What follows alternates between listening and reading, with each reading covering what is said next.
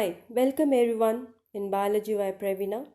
Today in this video, we are going to discuss the sexual reproduction in flowering plant. So we all know that in case of flowering plant like angiosperm, the flower is a reproductive part. So what is flower actually?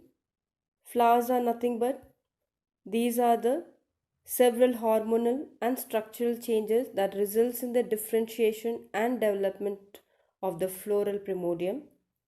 So inflorescence bear floral buds and then the flowers.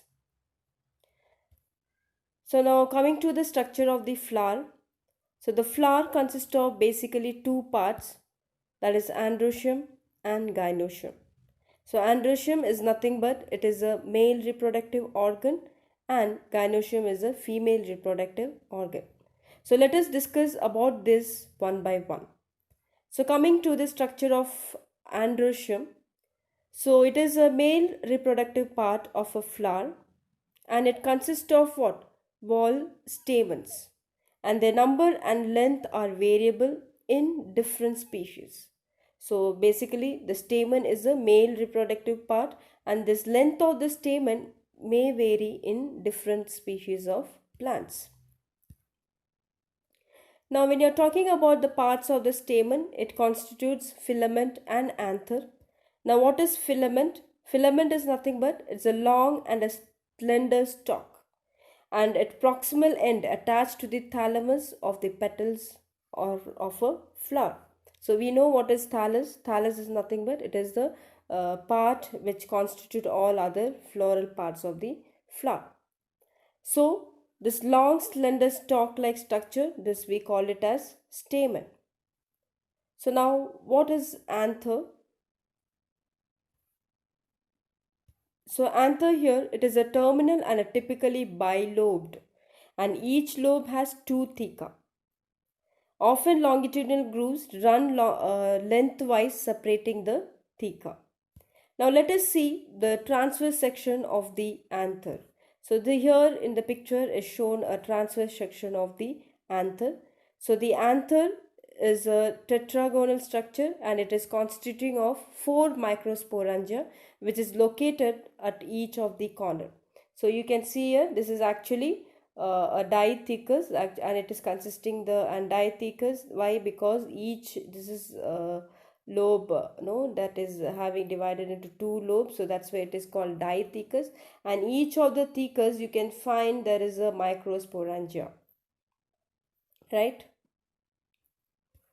So now this microsporangia developed to the pollen sac and they extend longitudinally all through the length of an anther are packed with pollen grains.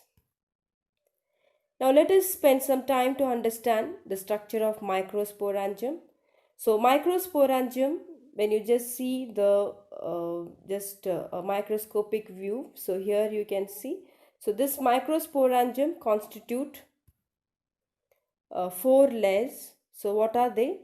Epidermis, endothecium, middle layer and tapetum. So here you can see, so it constitutes 3 layers. There is epidermis, endothecium, then here middle layer and tapetum. So here this 3 layers, that is first 3 layers, that is epidermis, endothecium and middle layers is basically meant for what? Protection of the what? Growing pollen grains. So next to that is the innermost layer that we call it as tapetum. So tapetum is nothing but they helps in what? Nourishing the developing endospore, that is microspore, or we can say pollen grains, right? So just make a note. So this microsporangium mainly constitutes of 4 layers. So first 3 layers, that is epidermis, endothecium and middle layer, meant for protection, and the innermost layer, that is tapetum, is basically meant for nourishment. Okay, so the young anther and of each microsporangium has porogenous tissue. So just you have to remember here. So inside the tapetum, it constitute a tissue that we call it as porogenous tissue. And what is this porogenous tissue? Nature of this porogenous tissue? Actually, these are homogeneous diploid. So these are what? Homogeneous diploid. So these porogenous tissues are diploid in nature. So this is also a very important point to be noted. So the tapetum is basically constitutes of sporogenous tissue which are diploid in nature. So this is all about the structure of microsporangium. In the next video, we'll be discussing about microsporogenesis.